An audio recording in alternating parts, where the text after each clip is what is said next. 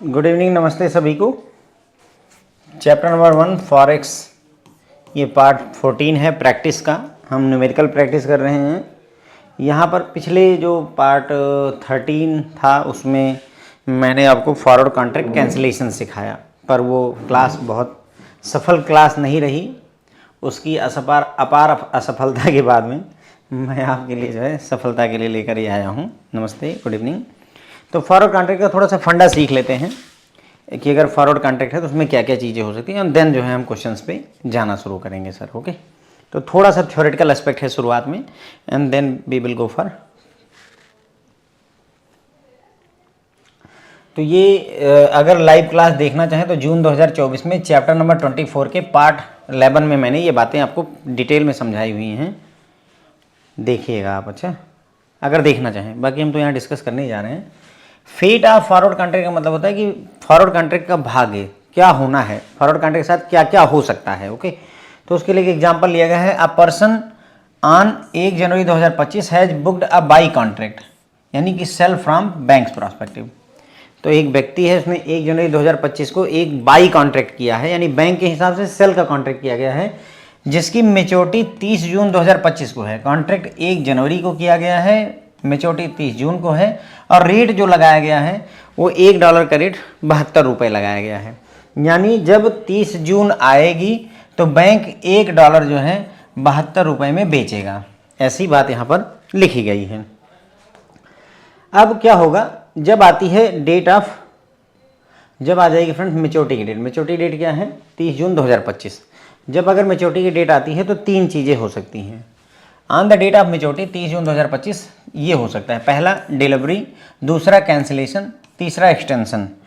Delivery का मतलब है कि जो बात तय की गई थी वही होगा। हमने कहा था 30 जून को हम आपसे पैसे लेंगे, $1 बेचेंगे और 72 रुपये लेंगे, वही होगा। कैंसिलेशन मतलब कि मैं ऑर्डर कैंसिल कर दूं कि भाई हमको कुछ करना ही नहीं है आपके साथ में, क्योंकि मुझे कहीं से पैसे आने तो वो आएंगे नहीं, कहीं से डॉलर आएगा नहीं, तो मैं कॉन्ट्रैक्ट रख के क्या करूँगा। एक्सटेंशन हो सकता है कि आप ये कहें कि मुझे अभी पेमेंट नहीं आएगी, 2 महीने बाद आएगी, तो हमारा कॉन्ट्रैक्ट एक्सटेंड कर दीजिए। ठीक है, तो डिलीवरी, कैंसिलेशन, एक्सटेंशन। अब डिलीवरी अर्ली हो सकती है, ड्यू डेट पर हो सकती है, लेट हो सकती है, सेम सबके साथ है। यानी कि cancellation early, due date late, extension early, due date या लेट हो सकता है। लेट में हर जगह स्टार लगा हुआ है, इसका क्या मतलब है सर? इसका मतलब है with in 3 days of maturity, यानी कि लेट डिलीवरी, लेट कैंसिलेशन और लेट एक्सटेंशन केवल डिलीवरी डेट के 3 दिन के, मेच्योरिटी डेट के 3 दिन के अंदर में ही किया सकता है। On 3rd day if customer does not come automatic cancellation will happen, यानी कि अगर तीसरे दिन, मेच्योरिटी के 3 दिन बीत जाते हैं और तीसरे दिन के लास्ट तक यदि कस्टमर नहीं आता है तो बैंक कॉन्ट्रैक्ट को ऑटोमेटिक कैंसिल ही कर देगा, ऑटोमेटिक अपने आप ही कैंसिल कर देगा। ये इसका कॉन्सेप्ट है। अर्ली डिलीवरी का मतलब क्या होता है कि मान लो हमारा जो है किस डेट को डिलीवरी थी, 30 जून 2025 को, लेकिन कस्टमर बोलता है कि नहीं, मुझे जो है 1 जून 2025 को ही जो है अपना कॉन्ट्रैक्ट एग्जीक्यूट करना है, यानी 1 जून 2025 को ही डिलीवरी चाहिए, तो ये अर्ली डिलीवरी हो गई। ड्यू डेट पर तो मतलब भाई 30 जून को बात ही हुई, तो 30 जून 2025 को कॉन्ट्रैक्ट एग्जीक्यूट होगा, डिलीवरी मिलेगी। लेट का मतलब हुआ कि हम डिलीवरी, भाई मान लो कि 30 जून था तो हम 1 तारीख, 2 तारीख या 3 तारीख यानी जुलाई में, इनमें से किसी भी तारीख को जाकर के डिलीवरी ले सकते हैं। लेकिन यदि हम 3 जुलाई तक नहीं गए तो 3 जुलाई की शाम को बैंक ऑटोमेटिक इसको कैंसिलेशन में डाल देगा। यानी यदि मैं 4 जुलाई को, 5 जुलाई को, 6 जुलाई को बैंक के पास जाता हूं तो ये कॉन्ट्रैक्ट कैंसिल हो चुका होगा, कैंसिल हो चुका होगा। हम ये कुछ बोल ही नहीं सकते। 4 जुलाई को जाकर के आप बोलो कि मुझे कैंसिल करवाना है, कोई मतलब नहीं। 4 जुलाई को बोलो कि मुझे एक्सटेंड करवाना है, कोई मतलब नहीं। 4 जुलाई को जाकर के बोलो मुझे डिलीवरी चाहिए, कोई मतलब नहीं। बातचीत खत्म हो चुकी है, क्योंकि कॉन्ट्रैक्ट खत्म हो चुका है। कैंसिलेशन का भी सेम केस है कि मान लो 30 जून 2025 को कस्टमर आए और बोले कि सर जो है ड्यू डेट पर, जिस डेट को ड्यू थी उसी दिन आए और बोले कि सर मुझे अपना कॉन्ट्रैक्ट कैंसिल करवाना है, तो ड्यू डेट हो गया। वो मान लो कि जो है 30 मई को आ गया और बोलता है सर कि मुझे अपना कॉन्ट्रैक्ट कैंसिल करना है। क्यों करना है? क्योंकि उसको पहले ही पता चल गया कि जो सौदा हुआ था वो आगे बढ़ेगा नहीं, तो हम कॉन्ट्रैक्ट कैंसिल कर लेते हैं। अर्ली, लेट में फिर से वही कि भाई लेट हो गया, 30 जून तक आता तो ठीक था, तो यानी 1 जुलाई, 2 जुलाई या 3 जुलाई में किसी भी डेट को आकर के वो कैंसिलेशन के लिए रिक्वेस्ट कर सकता है। लेकिन यदि 3 तारीख तक आकर के रिक्वेस्ट नहीं करता है तो ऑटोमेटिक कैंसिलेशन यहाँ पर बैंक खुद कर देगा। ठीक है, इन तीनों केसेस में लेट 3 दिन का अलाउ है। तीसरे दिन एक्शन इनिशिएट हो जाएगा, चाहे डिलीवरी हो, चाहे लेट हो, चाहे कैंसिलेशन हो, चाहे एक्सटेंशन। और सभी में लेट होने पर 3 दिन के बाद क्या होगा, सिर्फ और सिर्फ ऑटो कैंसिलेशन ही होगा।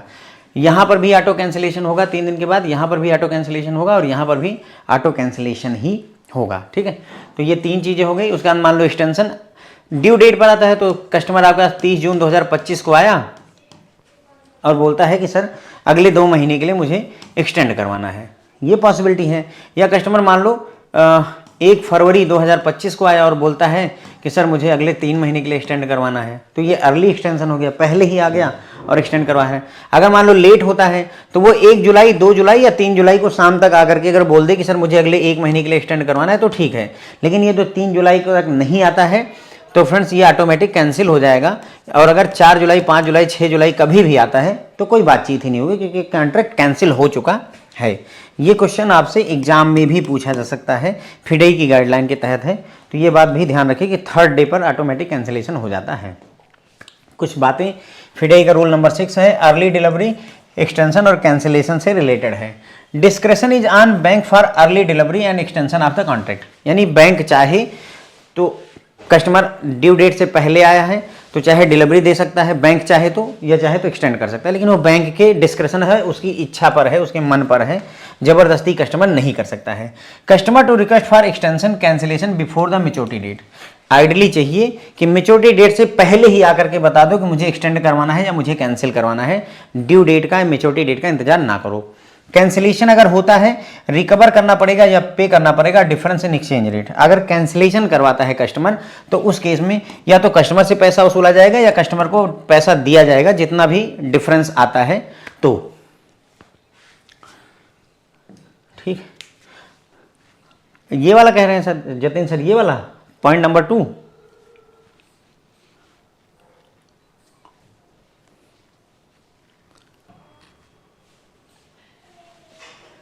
अगर कैंसिलेशन हुआ तो या तो हम पे करेंगे, कस्टमर से वसूलेंगे। एक्सटेंशन के केस में कैंसिलेशन एंड रीबुकिंग होती है। अगर एक्सटेंशन की बात आएगी, ओके दिखाता हूँ सर, अगर एक्सटेंशन की बात होगी तो कैंसिलेशन और रीबुकिंग दोनों काम होते हैं। ठीक है, डिलीवरी में सिर्फ कॉन्ट्रैक्ट एग्जीक्यूट होता है, कैंसिलेशन में सिर्फ कैंसिलेशन होता है।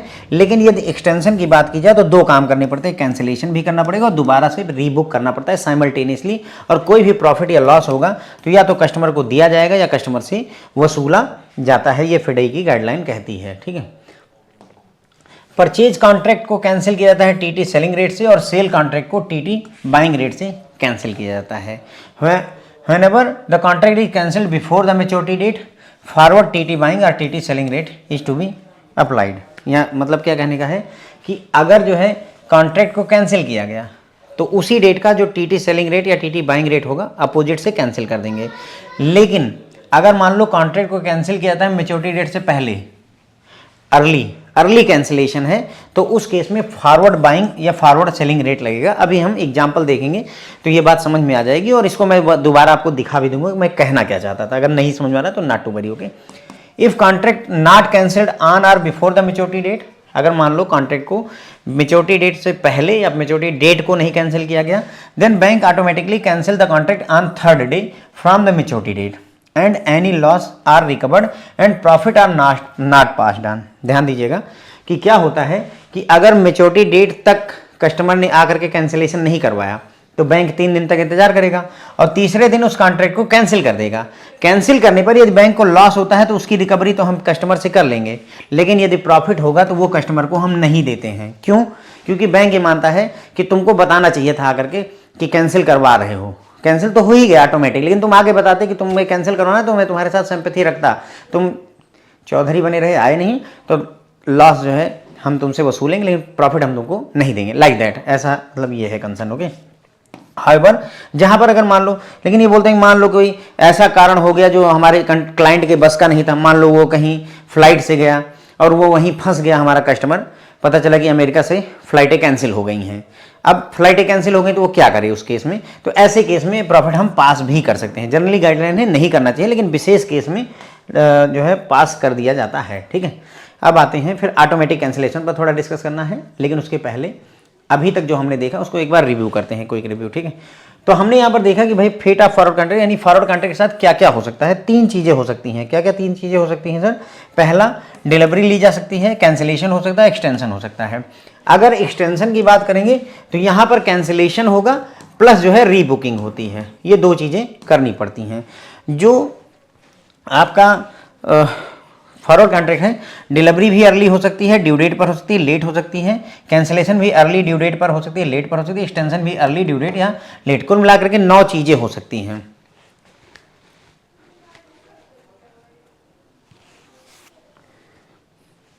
हरमन जी सर नॉट टू वरी, ठीक है, एकदम आज दिमाग जो है सही हो जाएगा, इसमें परेशान ना होइए। जो कुछ भी आपकी क्यूरियोसिटी है सब निपटाऊंगा मैं। तो डिलीवरी का मतलब हो कि भाई ड्यू डेट आती है, हमने सेल का कॉन्ट्रैक्ट किया है जगह से जैसे बैंक ने, तो $1.72 का बेचेगा, ठीक है। तो ड्यू डेट पर अगर कस्टमर आता है, मान लीजिए 30 जून को कस्टमर आता है, तो उसको हम आराम से ड्यू डेट पर ₹72 का दे देंगे। अगर वो पहले आता है, मान लो 30 जून की जगह 30 मई को आ जाता है, तो भी हम उसको डिलीवरी दे सकते हैं। लेट आता है तो हम 3 दिन तक वेट करते हैं, 3 दिन तक वेट करते हैं, ड्यू डेट से 3 दिन वेट करते हैं। यानी कि अगर 30 जून की डेट है तो हम 1, 2 और 3, 30 तो ड्यू डेट ही है, 1 जुलाई, 2 जुलाई, 3 जुलाई इंतजार करेंगे। यदि 3 जुलाई की इवनिंग तक नहीं आता है तो ऑटो कैंसिलेशन में चला जाएगा। यदि वो 1 जुलाई को आ गया तो भी डिलीवरी दे देंगे, 2 को आ गया तो भी दे देंगे, 3 को आ गया तो भी डिलीवरी दे देंगे, ऐसा होता है। सिमिलरली यहाँ पर कैंसिलेशन ड्यू डेट को, यानी कस्टमर 30 जून 2025 को ही आता है जिस दिन ड्यू डेट है, और बोलता है कि सर हमको कॉन्ट्रैक्ट कैंसिल करवाना है, तो हम कैंसिल कर देंगे। अगर वो पहले आ जाता है, मान लो वो मार्च में ही आ गया, मान लो 30 मार्च 2025 को या 2024 को आ गया, 2025 को आ गया 30 मार्च को, तो हम 30 मार्च को भी कैंसिल कर देंगे, उसका जल्दी कैंसिल कर देंगे। लेट होता है तो अगेन वही 1, 2 और 3 तारीख में, 1 जुलाई, 2 जुलाई, 3 जुलाई में किसी भी डेट को यदि वो आता है और कहता है तो हम कैंसिल कर देंगे। लेकिन वो इससे ज़्यादा देर करता है तो 3 जुलाई को ये ऑटो कैंसिलेशन में चला जाएगा, फिर उसको कोई रोक नहीं सकता है।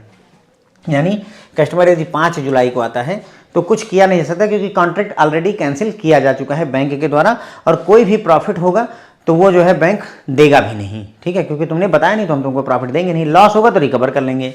एक्सटेंशन की अगर हम बात करें, इसी तरीके से कॉन्ट्रैक्ट वो चाहेगा तो कस्टमर 30 जून 2025 को आएगा और बोलेगा सर हमारा कॉन्ट्रैक्ट बढ़ा दीजिए, 2 महीने, 3 महीने, 6 महीने के लिए हम बढ़ा देंगे। ड्यू डेट पर भी कर सकते हैं। मान लो वो 30 जनवरी को ही आ गया कि सर 30 जनवरी को ही बढ़ा दीजिए, तो भी बढ़ा सकते हैं, एक्सटेंड कर सकते हैं। और मान लो लेट करता है तो 1, 2 और 3 जुलाई, 3 दिन इंतजार करेंगे।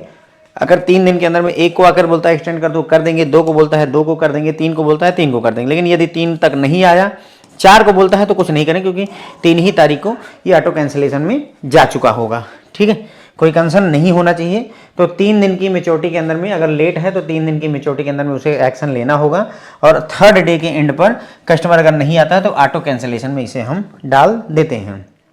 फिर हमने देखा फिडे का rule number 6, early delivery, extension और कैंसिलेशन से रिलेटेड है। तो पहला, बैंक अर्ली डिलीवरी देगा या नहीं देगा, अर्ली एक्सटेंशन करेगा नहीं करेगा, वो बैंक की मर्जी पर है। उसके बाद में कस्टमर को निवेदन करना पड़ेगा एक्सटेंशन और कैंसिलेशन के लिए, मैच्योरिटी डेट से पहले ही करना चाहिए। खुद आकर के एक निवेदन दो कि जो है हमें कैंसिल करवाना है। उसके बाद में कैंसिलेशन अगर किया जाता है तो रिकवर या पे किया जाएगा जो भी डिफरेंसेस होगा। किस केस में? अगर कस्टमर आकर बोलता है कि हमको कैंसिल करवाना है तो उस केस में जो भी डिफरेंस होगा वो या तो दिया जाएगा या लिया जाएगा।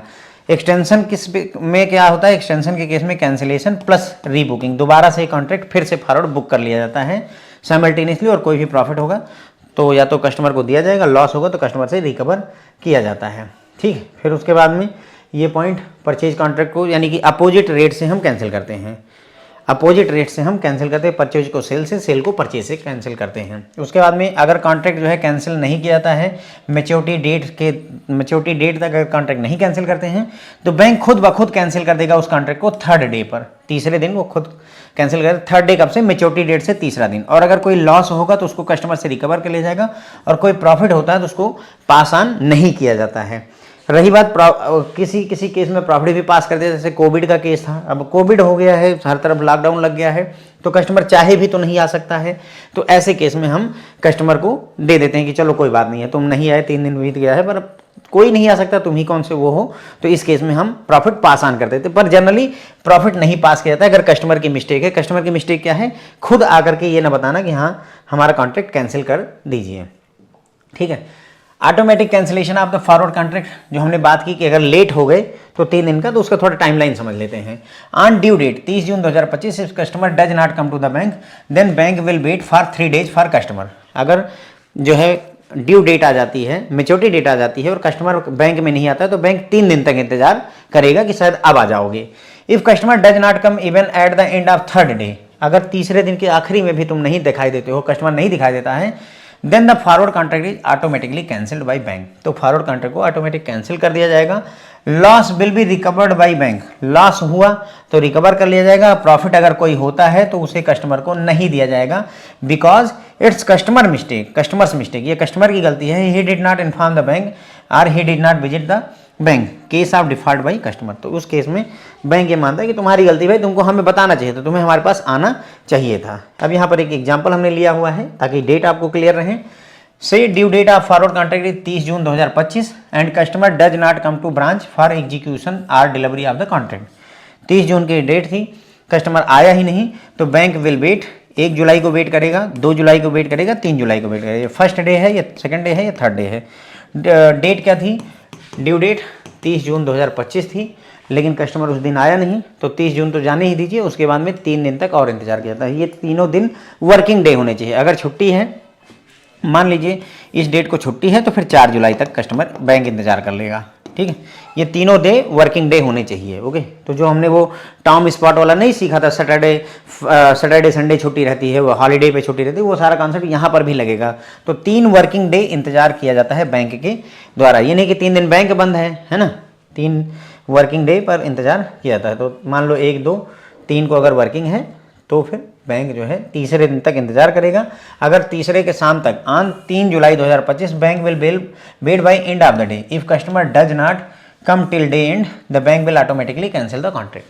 तो कस्टमर अगर मान लो 3 जुलाई की रात तक यानी शाम तक, जब तक हम ब्रांच का डे एंड ना करें, डे एंड करने के पहले तक अगर नहीं आता है तो कॉन्ट्रैक्ट को ऑटोमेटिक कैंसिल कर दिया जाएगा।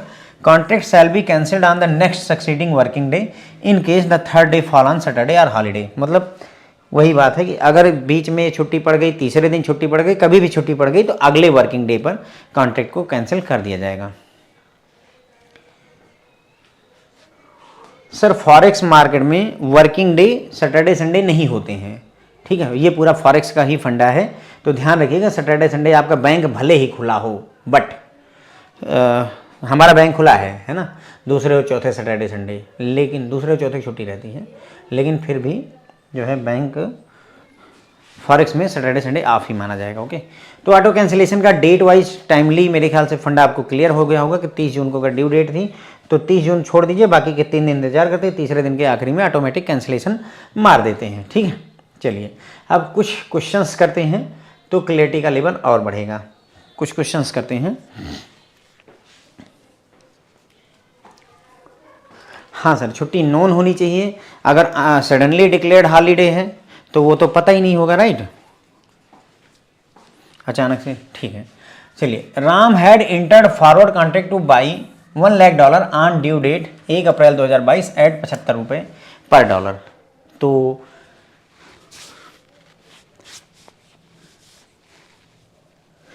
अगर सर डेट पूछा गया तो कैंसिलेशन डेट 3rd वाली ही होगी, ठीक है। मान लेते हैं 25 मार्च को ड्यू डेट है, 25 मार्च 2025 को ड्यू डेट है, तो सर 26 मार्च पहला दिन, 27 मार्च दूसरा दिन, 28 मार्च को ये जो है कैंसिलेशन की डेट पड़ेगी सर। अभी कोई कंसर्न ना रखें, बाकी अगर छुट्टी उट्टी पड़ जाती है तो बढ़ते चले जाएगा, जैसे हमने टॉम स्पॉट वगैरह में किया हुआ है अच्छे से, राइट। अब नहीं डिस्कस मत करिए इस पे, कन्फ्यूजन ना पालिए अपने मन में, अच्छा।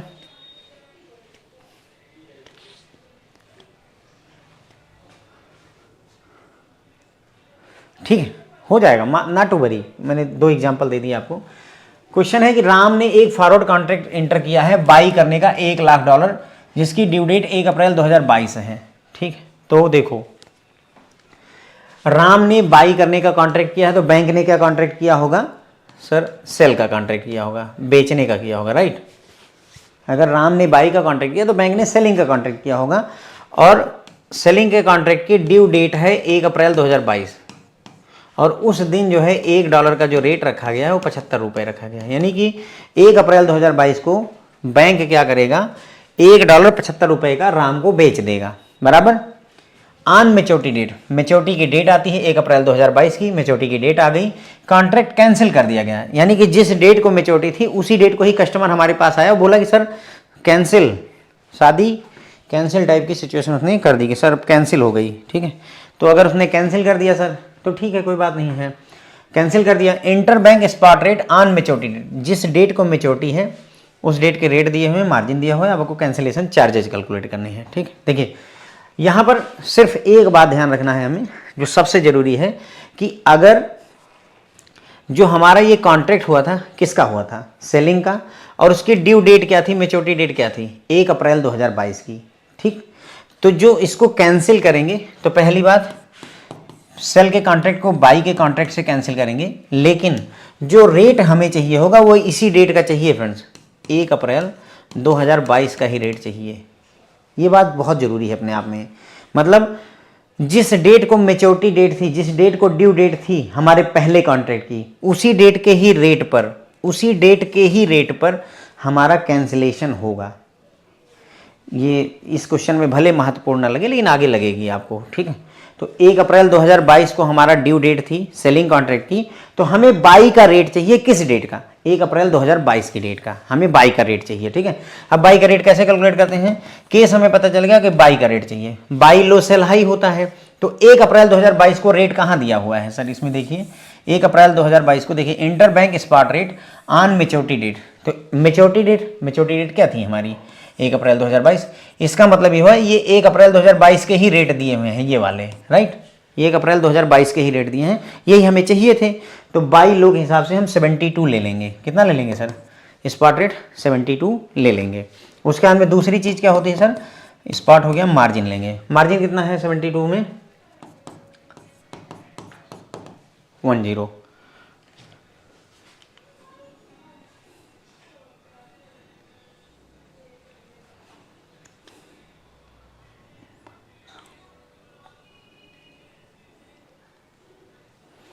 तो ये सर लगभग आ रहा है 0.07, ठीक है।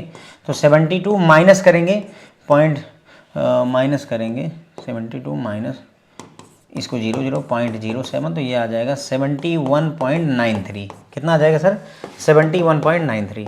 सर माइनस क्यों किया, क्योंकि बाई का केस है ना, स्पॉट हो गया, मार्जिन हो गया, मार्जिन क्या है बाई लो के हिसाब से घटेगा, तो 71.93 का रेट अपन चार्ज करेंगे, 71.93 का ये रेट हम चार्ज करेंगे कस्टमर से, ठीक है सर। बात समझ में आई, इसमें कुछ रॉकेट साइंस नहीं उड़ाया है मैंने, मतलब इतना किया कि भाई सेल का केस था, 1 अप्रैल 2022 को डेट थी उसकी मेच्योरिटी की, $1.75 का, उसके बाद में हम सेल को बाई से काटेंगे, रेट हमें चाहिए कब का चाहिए, 1 अप्रैल का ही चाहिए। अब चूंकि 1 अप्रैल का चाहिए तो स्पॉट चाहिए होगा, क्यों, क्योंकि भाई स्पॉट ही दिया हुआ है 1 अप्रैल का, हमें फॉरवर्ड ऑर्डर नहीं चाहिए, ओके। सेल कैसे लगेगा सर, देखिए यहाँ जो आप लोग अभी तक कहते नहीं थे सर कि जो है यहाँ पर कस्टमर बाई कर रहा है तो क्या होगा, वही लिखा है मैंने, राम एक फॉरवर्ड कॉन्ट्रैक्ट बाई का इंटर किया है $1,00,000 का, राम ने बाई का कॉन्ट्रैक्ट किया है, तो बैंक ने कौन सा किया होगा सर, सेलिंग का कॉन्ट्रैक्ट किया होगा, ठीक है सर। तो अब क्या हुआ कि रेट कितना आ गया सर 71.93 का। अब देखो हमारा सेलिंग का कॉन्ट्रैक्ट था कितने में, $1.75 का, कितने का, $1.75 का, और हमने बाई का रेट क्या निकाला 71.93 रुपये का, ठीक। तो अब इस केस में बैंक को प्रॉफिट हो रहा है कि लॉस हो रहा है, बताएं सर, प्रॉफिट हो रहा है कि लॉस हो रहा है,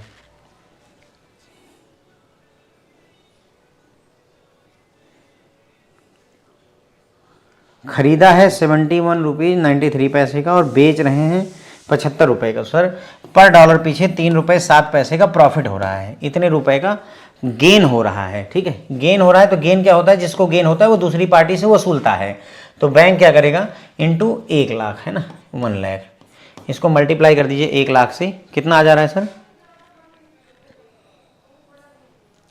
3,07,000 रुपये, 3,07,000 रुपीज़ जो है कस्टमर से रिकवर कर लिया जाएगा, ठीक है। रेट क्या कोट करेंगे हम 71.93 पे कैंसिलेशन करेंगे और 3,07,000 रुपये कस्टमर से वसूल लेंगे, ठीक है। और एग्जैक्ट करेंगे तो 3,07,200 भी आ जाएगा सर, है ना, मैंने राउंड ऑफ कर दिया है। एक सर पूछ रहे थे कि मान लो कैंसिल ना होता तो क्या रेट लगता सर, अगर कैंसिल ना होता तो कॉन्ट्रैक्ट बुक कैसे किया गया है 1,00,000, बाई का और 75 का रेट है, यानी $1 75 में बैंक बेचेगा, यही तो रेट लगेगा सर, वो तो पहले से डिसाइडेड है। अगर कोई आगे कहानी ही ना होती तो $1.75 का बैंक बेच के निकल जाता।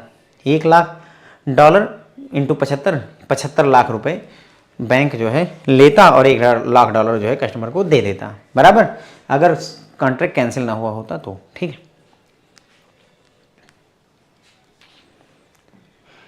ठीक है सर।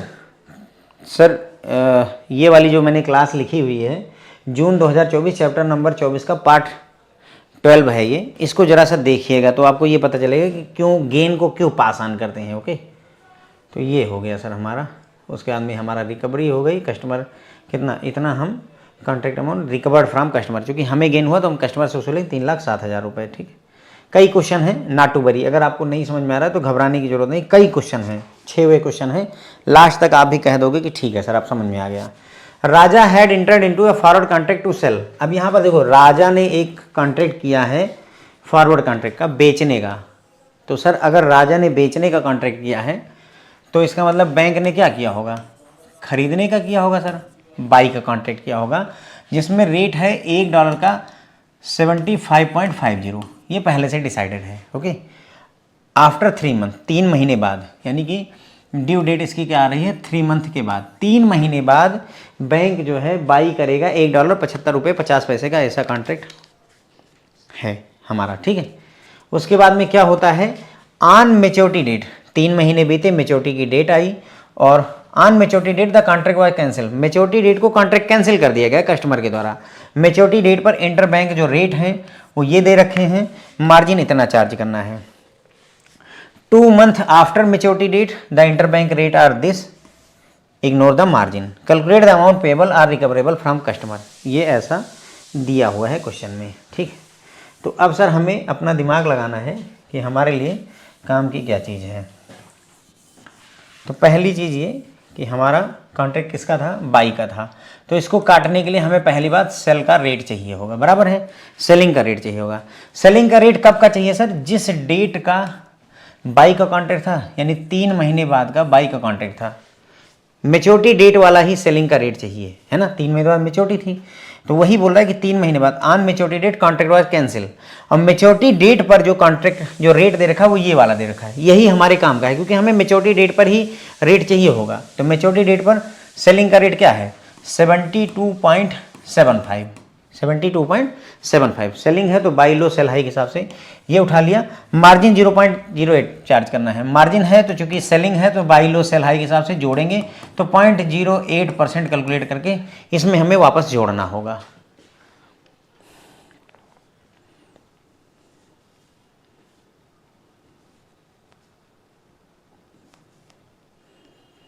जो ये 0.06 के आसपास आ रहा है, 0.06 जोड़ देंगे तो ये 72.81 आ रहा है मेरा, ये रेट आ रहा है सेलिंग कॉन्ट्रैक्ट को कैंसिल करने का, है ना, 72.81। तो हम, अच्छा सर यहाँ पर ये जो रेट दे रखा है सर, ये इसका क्या करेंगे सर, सर इसका कुछ नहीं करेंगे, ये बात आपको समझाने के लिए मैंने यहाँ पर रखा हुआ है सर, कि 2 महीने बाद का मेच्योरिटी डेट से 2 महीने बाद का रेट दे दे, 3 महीने बाद का रेट दे, हमारे किसी काम का नहीं है। क्यों, क्योंकि हमें कॉन्ट्रैक्ट उसी डेट को कैंसिल करना होगा जिस डेट की उसकी मेच्योरिटी थी। अगर बाई कॉन्ट्रैक्ट की मेच्योरिटी 3 महीने बाद थी तो हमें 3 महीने बाद मेच्योरिटी डेट वाला ही कॉन्ट्रैक्ट रेट चाहिए होगा। ओके,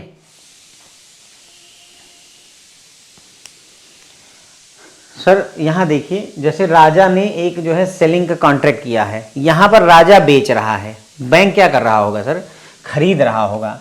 तो ये एक्चुअल में जो कॉन्ट्रैक्ट हुआ है ये खरीदने का है बैंक के पॉइंट ऑफ व्यू से, राजा बेच रहा है, बैंक नहीं। तो राजा अगर बेच रहा है तो बैंक खरीद रहा होगा, तो अगर बैंक खरीद रहा होगा तो हम खरीदने का कॉन्ट्रैक्ट बेचने के कॉन्ट्रैक्ट से कैंसिल करेंगे। सर इस तरीके से चल रहा है, थोड़ा ध्यान दें इस बात पे। कोई बात नहीं सर, करते हैं, अभी समझते चलिए इसको। तो ये बिल्कुल भी इसको इग्नोर करके हमें चलना है। सर पूछ रहे हैं कि अगर वो 2 महीने बाद जो है, if he come after 2 month for cancellation, यानी कि 3 महीने का कॉन्ट्रैक्ट है, 2 महीने बाद आ जाता है, ये कह रहे हैं सर, है ना।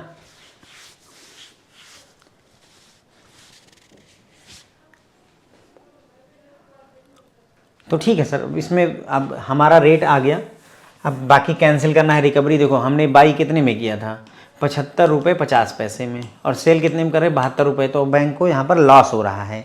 तो बैंक को अगर लॉस हो रहा है तो उसका वसूली कौन करेगा? बैंक को अगर लॉस हो रहा है यानी कस्टमर को गेन हो रहा है, तो कस्टमर हमसे पैसा वसूलेगा जो भी डिफरेंस आ रहा है।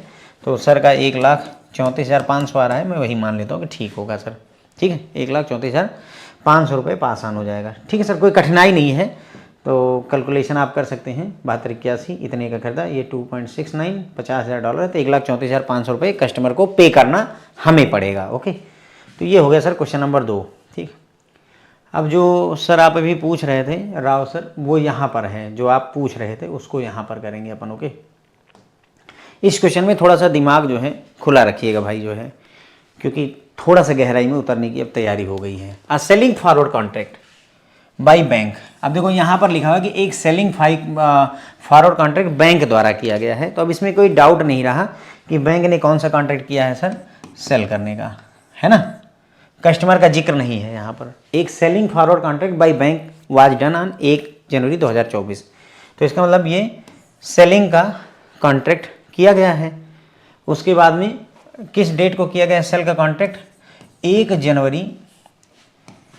जनवरी 2024 को सेलिंग का कॉन्ट्रैक्ट किया गया था $1,00,000 का आफ्टर 3 मंथ। ठीक, इसकी जो है ड्यू डेट इतनी है, यानी कि हमारी ड्यू डेट 31 मार्च 2024 की थी। इस डेट को 31 मार्च 2024 को $1 जो है बैंक बेचता ₹72.50 के हिसाब से।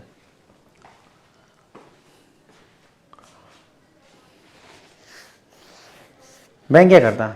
31 मार्च 2024 को $1 ₹72.50 के हिसाब से बेचता है। ऐसा कॉन्ट्रैक्ट है। कॉन्ट्रैक्ट किस डेट को किया गया? 1 जनवरी 2024 को। यहाँ तक कोई कंसर्न है नहीं, सारी बातें नॉर्मल हैं। Customer has requested cancellation on 31 जनवरी 2024। अब देखो कस्टमर क्या हुआ, पहले आ गया। अभी तक क्या था? ड्यू डेट पर आता था, मेच्योरिटी डेट पर आता था। मेच्योरिटी डेट क्या है? 31 मार्च 2024 थी सर। क्या है? 31 मार्च 2024 थी ड्यू डेट। लेकिन कस्टमर कब आ गया सर? 31 जनवरी को ही आ गया।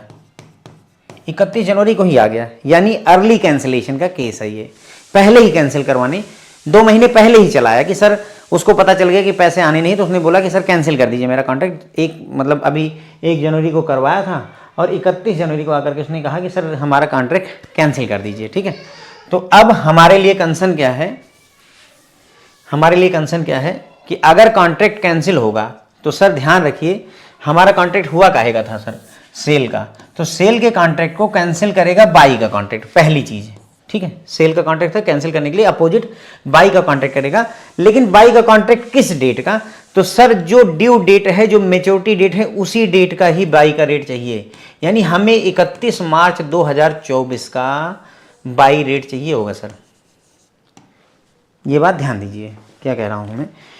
जिस डेट को ड्यू डेट थी, है ना, ये ड्यू डेट मेच्योरिटी डेट जिस डेट को थी, उसी डेट का ही उल्टा रेट हमें चाहिए होता है।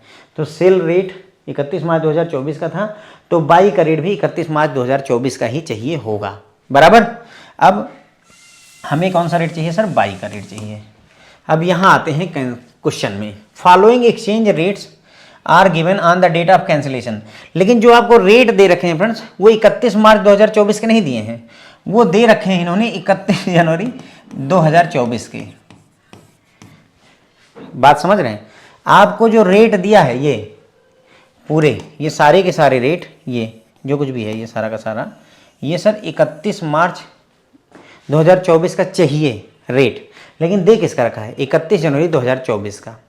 ठीक है, तो समस्या क्या फंसी? रेट हमारे पास 31 जनवरी 2024 का स्पॉट का रेट है, लेकिन हमें रेट चाहिए 31 मार्च 2024 का, तभी हम कैंसिल कर पाएंगे। हम 31 जनवरी पर नहीं कैंसिल कर पाएंगे ना। अगर मान लो हम यहाँ 31 जनवरी का रेट ले लेते हैं, तो हमारा कॉन्ट्रैक्ट तो 3 महीने बाद का था, यानी कि 31 मार्च का था।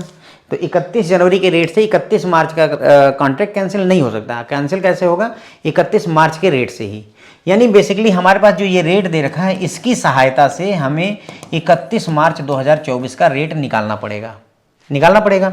यहाँ जो रेट दे रखा है सर, ये स्पॉट रेट है, और यहाँ जो रेट हम निकालेंगे, ये फॉरवर्ड रेट होगा कि नहीं होगा? है ना, फॉरवर्ड रेट होगा। तो हमें ये रेट दे रखा है और ये रेट निकालना है। कैसे निकालते हैं? बहुत सरल है। भाई 31 मार्च 2024 को बाई का रेट जो है क्या होगा, ये है सर। तो हमने ले लिया स्पॉट रेट 70 रुपये 24, 70.25, ये रेट ले लिया। दूसरा चीज़ मार्जिन पास करते हैं, मार्जिन कितना है सर 0.10, तो 0.10% अगर इसमें पास करेंगे तो मेरे ख्याल से 0.07 आ जाएगा ना, 0.07 बनाता है। तो हमारा किसका केस है, बाई का, तो बाई लो के हिसाब से इसको घटा देंगे तो बचेगा 70 पॉइंट, कितना बचेगा सर 18, 70.18। तो स्पॉट हो गया, मार्जिन हो गया। लेकिन हमें किस डेट का चाहिए सर, हमें चाहिए 31 मार्च 2024 का। ये किस डेट का है, ये सर 31 जनवरी का है, यानी 31 जनवरी 2024 का। तो अगर एक महीने बाद यानी ये 28 फरवरी का हो जाएगा मान लीजिए 2024, अगर इसे पास करते हैं तो, है ना। इसमें 31 मार्च 2024 का हो जाएगा। अगर हम ये वाला पास कर दें 2 महीने का स्वैप अगला, तो ये 31 मार्च 2024 को पहुंच जाएगा। समझ रहे मैं क्या कर रहा हूँ, मेरी बात समझ में आ रही है आपको। देखिए जो रेट दे रखा है ये 31 जनवरी का रेट दे रखा है स्पॉट वाला। एक महीने का अगर हम स्वैप पॉइंट ऐड करेंगे तो हम फरवरी में पहुंच जाएंगे, और 2 महीने का स्वैप पॉइंट अगर ऐड करेंगे तो हम मार्च में पहुंच जाएंगे। और हमें चाहिए किस डेट का, मार्च का ही चाहिए। तो यानी 2 महीने का 31 मार्च 2024 को पहुंचने के लिए हमें 2 महीने का स्वैप पॉइंट यहाँ पास ऑन करना पड़ेगा, बाई वाला, बाई लो, तो 0.35। तो यानी 70.18 में 0.35 जोड़ना पड़ेगा, क्योंकि बाई लो सेल हाई होता है इसलिए लो वाला लिया, और प्रीमियम है तो जोड़ेंगे।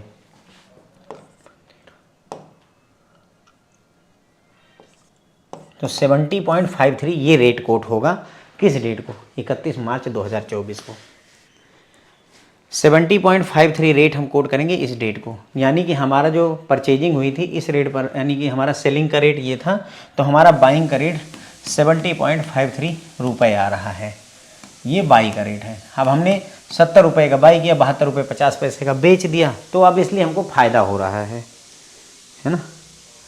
70 रुपये 53 पैसे माइनस 72 रुपये 50 पैसे, $1.97 का पर डॉलर हमें फ़ायदा हो रहा है। कितने, $1,00,000 का है तो 1,00,000 से मल्टीप्लाई कर देंगे आप,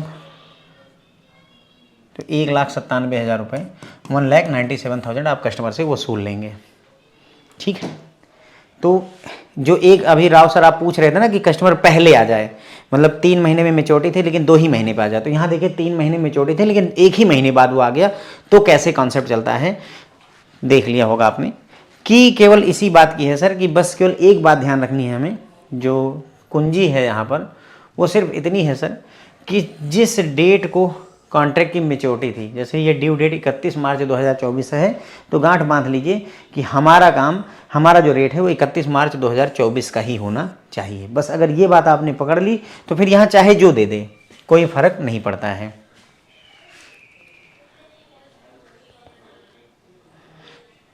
ठीक है। सर बोल रहे हैं कि 3rd मंथ वाला पास करना चाहिए, तो 65 पैसे वाला है ना, 3rd मंथ का पास करते। तो सर देखिए कैसे 3rd मंथ का कैसे पास कर देंगे, बात समझिए। मैं ये मिटाऊं अगर आप कहें तो, 3rd मंथ का पास करने की आप बात कर रहे हैं प्रीमियम। तो देखिए यहाँ पर क्या है कि हमारा कॉन्ट्रैक्ट सर 1 जनवरी 2024 को हुआ था, बराबर। तो 1 जनवरी 2024, उसके बाद में कस्टमर हमारे पास कब आता है कॉन्ट्रैक्ट कैंसिल करने के लिए सर, 31 जनवरी 2024 को वो आता है, बोलता है कि मेरा कॉन्ट्रैक्ट कैंसिल कर दीजिए। ठीक। लेकिन हमारा कॉन्ट्रैक्ट की मेच्योरिटी डेट क्या थी सर, 31 मार्च 2024। इस डेट को अगर कस्टमर हमारे पास 31 जनवरी 2024 को आया तो सर कितने महीने लगेंगे जो है 31 मार्च 2024 पहुंचने में। जनवरी के लास्ट में आया है तो इसका मतलब अगले 1 महीने अगर बीतेगा तो फरवरी का लास्ट आ जाएगा, एक और महीना बीतेगा तो मार्च का लास्ट आ जाएगा। सर तो 2 ही महीने तो और बिताने पड़ रहे हैं। अगर आप 3 महीने बिता देंगे, मान लीजिए इसमें एक और महीना बिता देंगे, तो सर आप पहुंच जाएंगे 30 अप्रैल 2024 को, 30 अप्रैल 2024, जबकि हमारा कॉन्ट्रैक्ट की ड्यू डेट सिर्फ 31 मार्च 2024 ही है, इसीलिए हम तीसरे महीने में नहीं जा रहे हैं। ठीक। वैसे भी आप समझिए जैसे 1 जनवरी को कॉन्ट्रैक्ट हुआ था, ठीक, और 3 महीने के लिए हुआ था। कितने महीने के लिए, 3 महीने के लिए, और 1 महीना तो बीत गया ना, 3 महीने का कॉन्ट्रैक्ट था और उसके आते आते 1 महीना बीत गया। 1 जनवरी को कॉन्ट्रैक्ट था, 31 को वो आया है उसी महीने, तो 1 महीना तो जा चुका, तो बचे कितने महीने सर अगर 1 महीना बीत गया सर, 2 ही महीने तो बचे। जैसे भी आपको जो है समझ में है, जैसे भी लॉजिक लड़ाना है ठीक, वैसे लड़ा लीजिए तो ठीक है, कोई बात नहीं है। देखो मैंने कोई नहीं,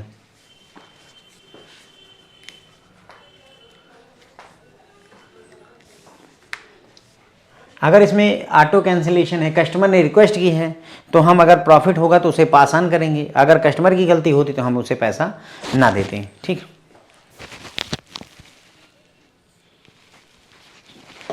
देखो फिर से समझाते हैं, कोई बात नहीं है, थोड़ा सा बढ़िया, ये अच्छा क्वेश्चन है फ्रेंड्स, अगर आप इसको समझ गए ना तो सब समझ गए। पहला हमारा कॉन्ट्रैक्ट सर सेलिंग का है, ठीक है, क्योंकि यहाँ लिखा हुआ है सेलिंग का कॉन्ट्रैक्ट है, और उसके बाद में इसकी ड्यू डेट कितनी है सर, 31 मार्च 2024, ये इसकी ड्यू डेट है। ओके, उसके बाद में रेट क्या लग रहा है सर, $1 के पीछे 72 रुपये 50 पैसे का रेट लग रहा है, ये भी सही है। तो हम इसको अगर कैंसिल करना चाहते हैं तो हम सर इसको उल्टा यानी बाई के रेट से काटेंगे, लेकिन बाई का रेट किस डेट का, यही वाली डेट का जो इसकी मैच्योरिटी का या ड्यू डेट का है, जो ये डेट है इसी डेट का, यानी हमें सर 31 मार्च 2024 का रेट मांगता है, 31 मार्च 2024 का बाई रेट चाहिए। सरल सा क्वेश्चन है। अब इस पूरे डेटा के आधार पर आपको सिंपल पूछा गया 31 मार्च 2024 का बाई का रेट बताओ, ठीक है, क्या पूछा गया, 31 मार्च 2024 को बाई का रेट, जबकि आपके पास में जो जानकारी है वो ये है, ये वाली, ये जानकारी कहती है कि हमारे पास रेट भाई 31 मार्च के नहीं है, हमारे पास 31 जनवरी के रेट हैं। तो वो बोलता है कि हमारे पास सर 31 जनवरी 2024 का स्पॉट रेट अवेलेबल है। तो हमने बोला चलो ठीक है, तुम 31 जनवरी का ही बता दो स्पॉट रेट। तो उसने बोला सर बाई के लिए अपना 70.24 ले लो, 25, ठीक है, 70.25। हमने कहा ठीक है भाई, कोई बात नहीं है। तो हमने स्पॉट रेट ये ले लिया। फिर बोला मार्जिन सर 10 पैसे का, मतलब 0.10 का, तो हमने मार्जिन भी ले लिया इसमें 0.10 का, जो कि 0.07 आ गया। अब चूंकि बाई का केस है सर तो घटा देंगे तो हमारा 70.18 आ जाता है, ठीक, इतना रेट हमारा निकल आया। लेकिन ये अभी हमारा सर 31 जनवरी 2024 का ही है, हमें चाहिए सर 31 मार्च 2024 का रेट। तो 31 मार्च 2024 के लिए हमें इसका प्रीमियम निकालना पड़ेगा, ये तो स्पॉट का है, तो प्रीमियम कितने महीने का, तो सर 31 जनवरी 2024 से 31 मार्च 2024 में कितने महीने का अंतर है सर, 2 महीने का है ना। 31 जनवरी 2024 से 28 फरवरी आ जाएगी, 31 मार्च आएगा, 2 महीने का गैप है। तो यानी हमें 2 महीने का अगर हम स्वैप पॉइंट इसमें ऐड कर दें तो हमें 31 मार्च का रेट निकल आएगा। तो 2 महीने का स्वैप पॉइंट, बाई का केस है तो 0.35 हम यहाँ पास ऑन कर देंगे, चूँकि प्रीमियम पर है तो बाई मतलब प्रीमियम है तो जुड़ेगा ही जुड़ेगा। तो सर ये 70.53 का रेट निकल करके आ गया हमारा। सही है या गड़बड़ है?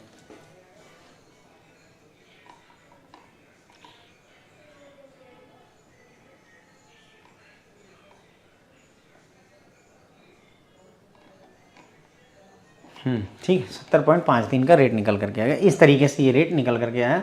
अब हमने जो कॉन्ट्रैक्ट किया था, बेचने का कॉन्ट्रैक्ट $1 का 72.50 का था, और ख़रीदने का हमारा $1 का रेट निकल करके आ गया कितना, 70.53 का। तो यानी हमने ख़रीदा 70 रुपये 53 पैसे का और बेचा 72 रुपये 50 पैसे में, ठीक है। तो ख़रीदा सस्ते में है, बेचा महंगे में है, तो हमको फ़ायदा हुआ, इसमें कोई डाउट नहीं है। कितने का फ़ायदा हुआ, 72.50 माइनस 70.53 इक्वल टू 1.97।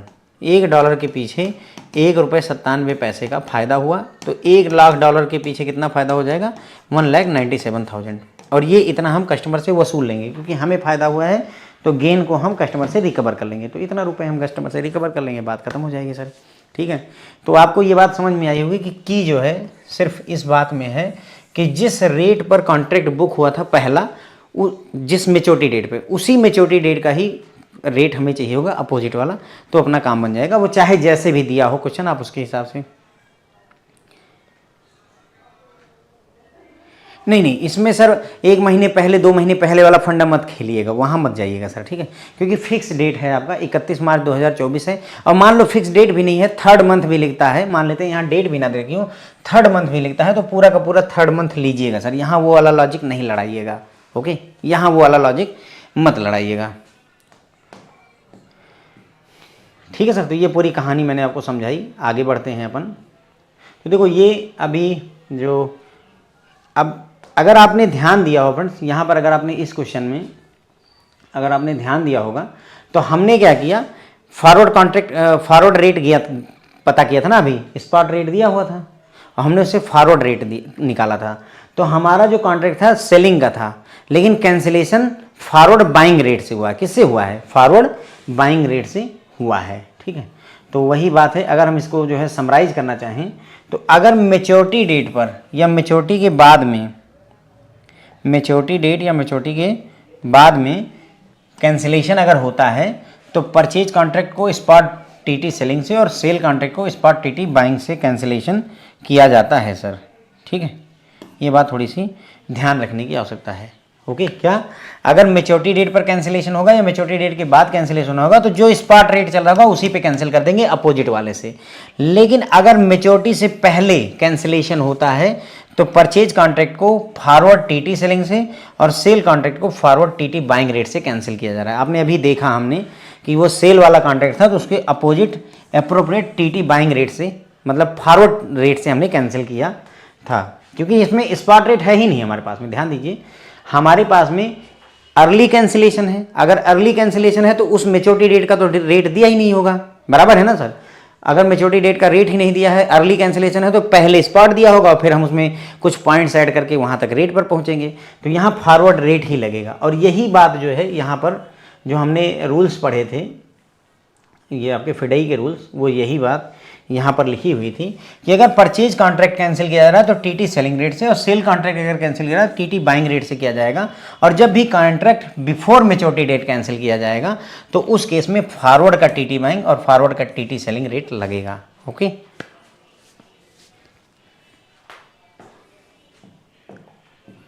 ठीक है सर। तो हमने ये बातें डिस्कस कर ली, काफ़ी हद तक आपको क्लैरिटी मिली होगी, मैं उम्मीद करता हूँ कि हाँ सर थोड़ा बहुत समझ में चीज़ें आई हैं। कुछ और क्वेश्चंस करते हैं ताकि आपकी क्लैरिटी और बढ़ जाए। ये है आसान सा क्वेश्चन है, कर सकेंगे आप आसानी से। क्वेश्चन नंबर 4 है,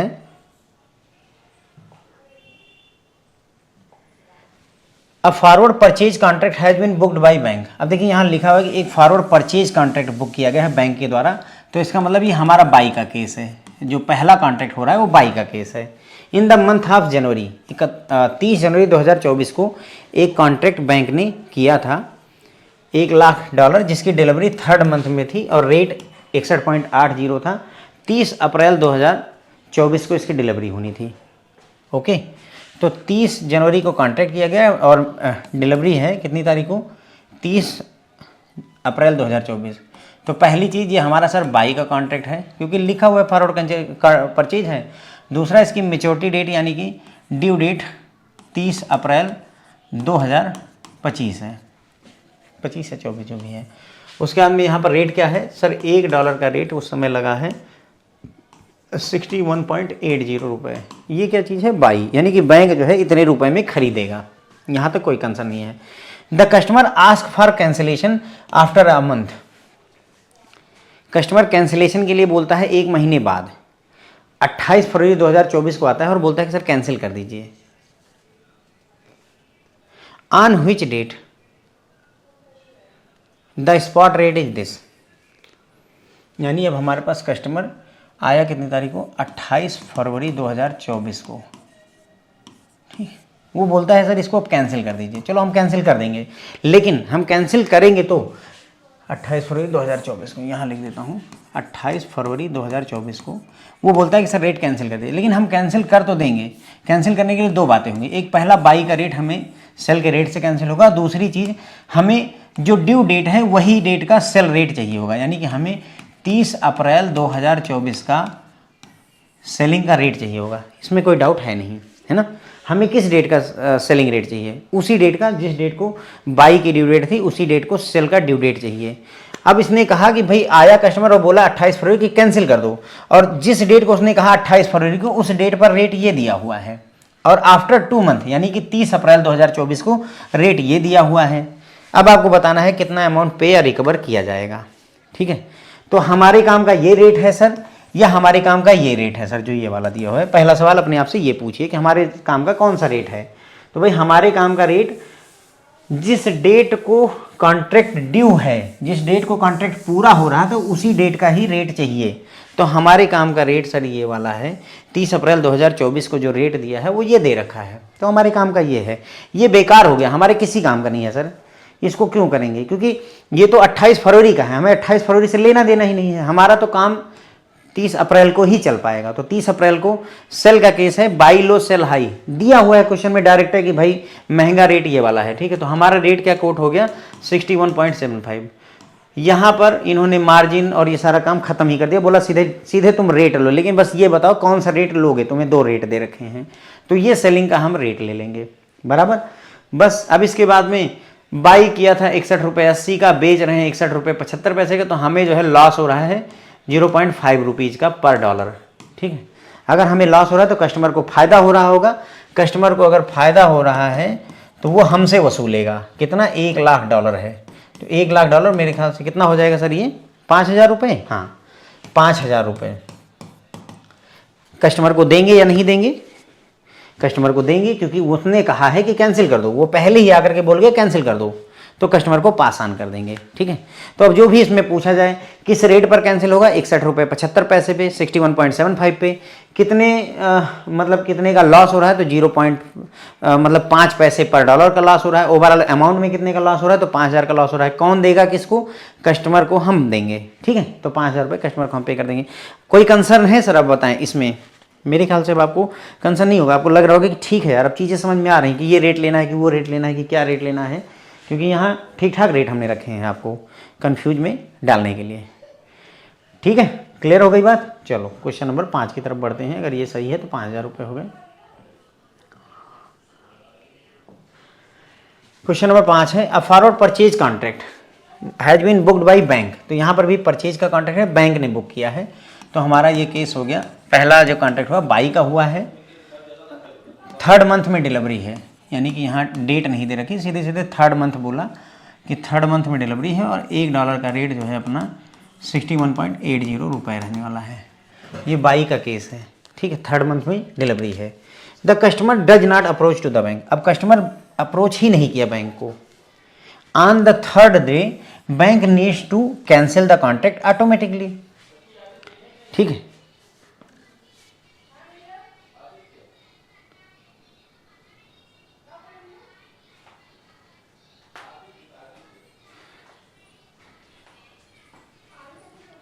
ठीक है, तो कॉन्ट्रैक्ट ऑटोमेटिकली कैंसिल हो रहा है। तो क्या बोला इसमें कि बैंक कस्टमर आया ही नहीं, तो 3 दिन इंतजार किया, तीसरे दिन बैंक ऑटोमेटिक कैंसिल कर रहा है ऑन दैट डेट। लेकिन इसने कहा कि उस डेट पर 3 दिन के बाद 3rd day bank need to cancel the contract, तीसरे दिन बैंक को कैंसिल करना, और तीसरे ही दिन on 3rd date the spot rate is this and 2 month forward rate is this. तो इसने बताया कि 3rd मार्च को, है ना,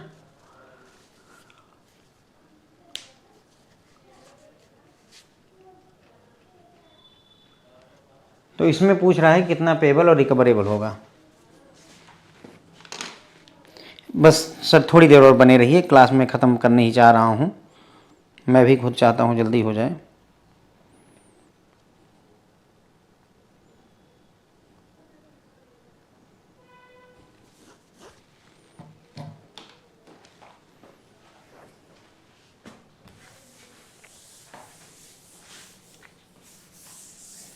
तो अब सर एक बात थी जो हमारे कंसर्न में ज़्यादा थी। पहला कि हमने ये आपको बताया था कि मान लो इस कॉन्ट्रैक्ट को कैंसिल करना है तो बाई का है तो सेल से कैंसिल होगा, और दूसरी बात ये 3rd मंथ के ही रेट से कैंसिल होना चाहिए, 3rd मंथ के रेट से, ठीक है। लेकिन चूंकि कस्टमर 3rd मंथ में आया ही नहीं, 3rd मंथ में 3 दिन और बीत गए हैं, तो अगर सर 3 दिन और बीत गए हैं +3 डेज, तो अब +3 डेज वाला जो स्पॉट रेट होगा उस पर कैंसिल होगा सर, है ना। बात समझिए क्या कह रहा हूँ। वैसे तो इसको 3rd मंथ मान लेते हैं, 3rd मंथ में ये 30 अप्रैल 2024 को 3rd मंथ पूरा होता है इसका, मान लेते हैं। तो 30 अप्रैल 2024 को जो स्पॉट रेट होता है उस पर कैंसिल होना चाहिए था, अगर कस्टमर आके कहता तो। लेकिन कस्टमर आया ही नहीं, तो हमने क्या किया, इंतज़ार किया, और 3 दिन बीत गए, यानी 1 मई 2 मई और 3 मई, 3 मई तक हमने इंतज़ार किया। अब कस्टमर नहीं आया तो 3 मई को जो रेट है उस स्पॉट रेट पर हम इसको कैंसिल करेंगे सर, ये वाली बात हो जाएगी, ठीक है। हाँ,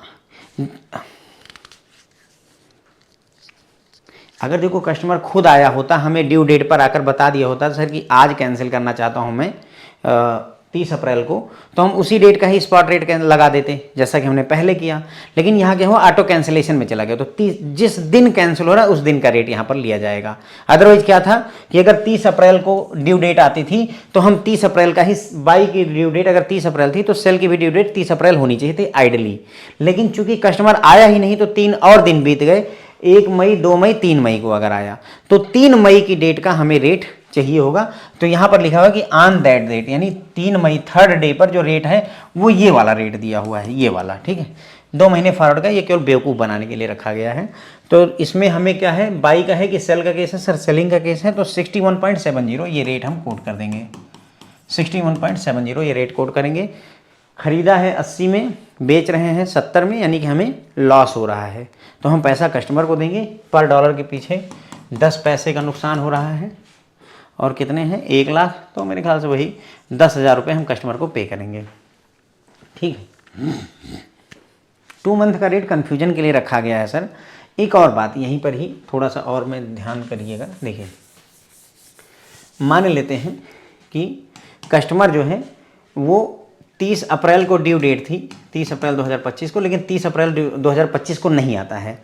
मान लो कस्टमर 2 मई को आ जाता है, तो क्या होगा सर, 2 मई को आता है और बोलता है कि अपने को कैंसिल करना है। वैसे तो 3 मई को आता, अगर मान लो 3 मई को आता तो क्या करते, और अगर 3 मई को नहीं आता, अगर 3 मई को नहीं आता है तो हम ऑटोमेटिक कैंसिल कर देंगे। और रेट कौन सा लेंगे, 3 मई वाला स्पॉट रेट लेंगे, 3 मई का। अगर वो 2 तारीख को आता है और बोलता है कि मुझे कैंसिल करना है, तो सर 2 मई का स्पॉट रेट लेंगे हम, ठीक है, बात समझे। मैच्योरिटी डेट तक तो मैच्योरिटी टू मैच्योरिटी मैच करिए। 30 अप्रैल से, अगर 30 अप्रैल तक वो आता है जो मैच्योरिटी डेट है, वहां तक तो वही लीजिए। उसके बाद अगर वो आता है तो जिस डेट को आएगा उस डेट का स्पॉट रेट आपको चाहिए होता है।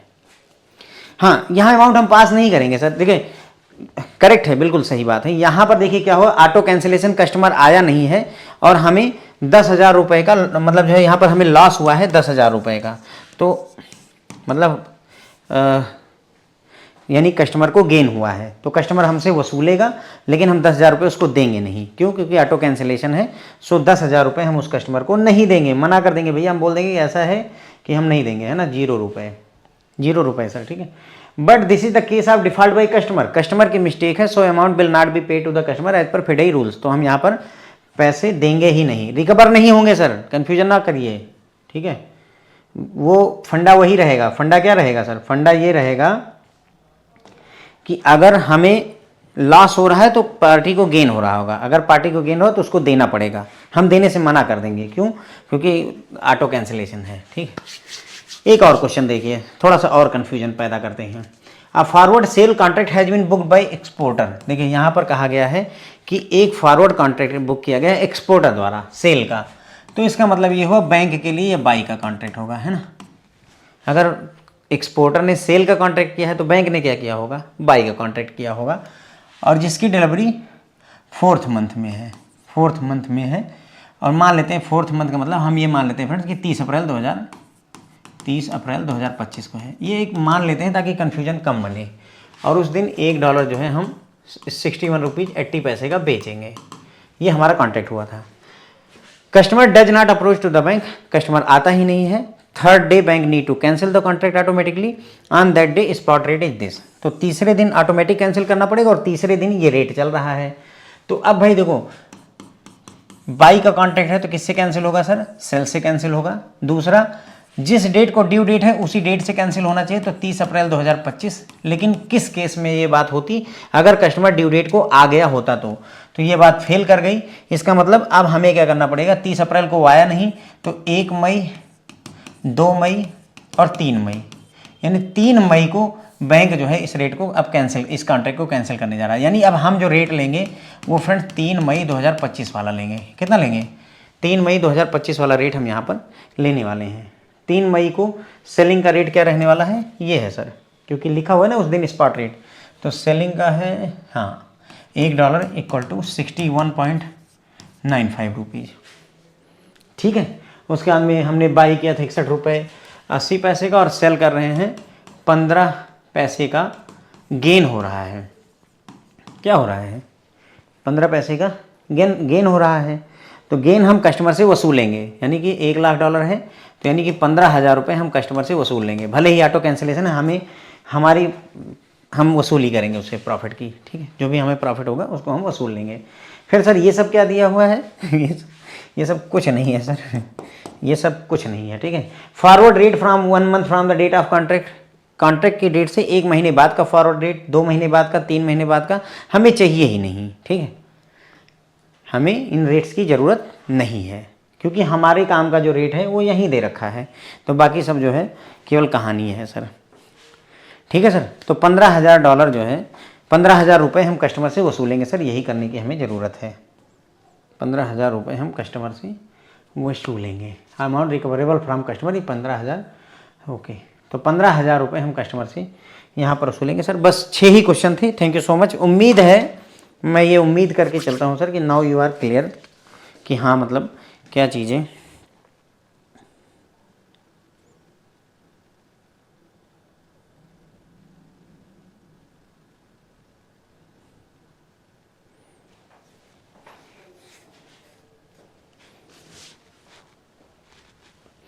इसीलिए सर दोबारा ये क्लास पढ़ाई, कल ज़्यादा कन्फ्यूजन हो गई थी, मैंने कहा कि अब थोड़ा सा वैरायटी ट्राई करते हैं तो ये चीज़ ज़्यादा समझ में आएगी सर, ठीक है।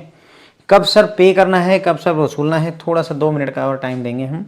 देखिए देखो फ्रेंड्स, अगर बैंक ने मान लो 60 रुपये में बाई किया, ठीक है, और सेल किया उसको, मान लो कैंसिल करते समय, सेल करते समय मान लो 62 रुपीज़ उसको बेचा, तो 60 रुपये में ख़रीदा था, 62 में बेचा, यानी कस्टमर बैंक को 2 रुपये का गेन हुआ।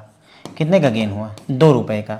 तो ये जो गेन है वो कस्टमर से वसूला जाता है। बस मतलब ये तरीका मैंने बताया कि कैसे ध्यान रखोगे, वरना आप परेशान हो जाओगे, पागल हो जाओगे कि कौन किसको देने लगेगा। तो गेन जिसको होता है वो दूसरी पार्टी से वसूलता है, ठीक है। सट्टेबाजी आपने करी, मान लीजिए, ठीक, एक ने शर्त लगाई कि अगर मैं जीतूंगा तो 100 रुपये, दूसरे ने लगाई कि अगर मैं जीतूंगा तो 500 रुपये, ठीक है। अब मान लो कि कोई ये 500 वाला जीत गया, तो क्या होगा भाई, 100 रुपये तो पहले से थे और 400 रुपये और वसूल लिए जाते हैं। इस तरीके से ये चलता है। तो यहाँ पर 2 रुपये फायदा हुआ, तो 2 रुपये का जो गेन है वो कस्टमर से वसूला जाता है, यानी कि customer will pay to the bank, customer will pay to the bank, okay. अब जो है मान लो उल्टा हो जाए, मान लेते हैं कि सर उल्टा हो जाता है। उल्टा क्या? खरीदा है 60 रुपये का और बेचते समय ये 50 रुपये का हो गया। खरीदा हमने 60 रुपये, बेचते समय 50 रुपये, यानी हमें 10 रुपये का लॉस हो गया, ठीक है, 10 रुपये का नुकसान हुआ। तो अब 10 रुपये का जो मुझे नुकसान हुआ है, तो 10 रुपये का दूसरी पार्टी को फायदा हुआ होगा, तो ये मेरी जेब से निकल करके कस्टमर की जेब में जाएगा। यानी बैंक जो है, जिसको फायदा किसको हुआ है, 10 रुपये का मुझे लॉस है तो कस्टमर को 10 रुपये का फायदा हुआ होगा, तो जिसको गेन हुआ है उसको पेमेंट मिलती है। तो ये बैंक जो है 10 रुपये क्या करेगा, कस्टमर को पे कर देगा। यहाँ बैंक से कस्टमर को पेमेंट होती है सर, ठीक है। तो जो भी गेन करता है वो दूसरी पार्टी से वसूलता है, ये इसका कॉन्सेप्ट होता है। क्वेश्चन में फॉरवर्ड सेल कॉन्ट्रैक्ट है, हाँ बिल्कुल, नहीं आप देखिए, ऐसा है कि बहुत खेल रहे थे आप लोग, मैंने इस बार खेल दिया है। ये फॉरवर्ड सेल कॉन्ट्रैक्ट किया गया है एक्सपोर्टर द्वारा, एक्सपोर्टर ने कॉन्ट्रैक्ट किया है। तो अगर एक्सपोर्टर ने सेल का किया है तो बैंक ने बाई का किया होगा, ये चीज़ है सर, ठीक है। हर एक क्वेश्चन में थोड़ा थोड़ा खेल है। इसमें देखो एक्सपोर्टर ने बुक किया है सेल का, तो बैंक के लिए बाई का है, ठीक है। यहाँ पढ़ोगे अगर क्वेश्चन, इसमें forward purchase contract booked by bank